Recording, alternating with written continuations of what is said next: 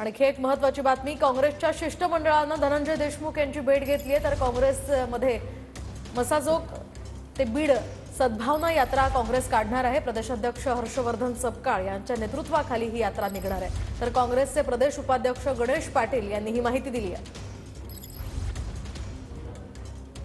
महाराष्ट्र प्रदेश काँग्रेस कमिटीचे नवीन अध्यक्ष हर्षवर्धन सपकाळ यांनी 2 दिवसापूर्वी चार्ज घेतला आणि चार्ज घेतल्यानंतर ठरवलं की पहिलं काम करायचं म्हणजे इथे येऊन श्रद्धांजली व्हायची आणि इथनं सद्भावना यात्रा काढून आपल्याला हे वातावरणाच्या संदर्भामध्ये चांगलं करण्याच्या संदर्भामध्ये हातभार लागला पाहिजे हा उद्देश घेऊन त्यांनी एक ठरवलं आणि आम्हाला सांगितलं की तुम्ही यांच्याशी जा, आधी त्यांना कल्पना सांगा की अशी अशी आपली कल्पना आहे, लिहिली चर्चा त्यांच्या कानावर टाकू आणि मग पुढचा जो कार्यक्रम आहे त्याची रूपरेषा ते ठरवतील आणि त्याच्यानंतर उद्या किंवा परवा ते जाहीर करतील।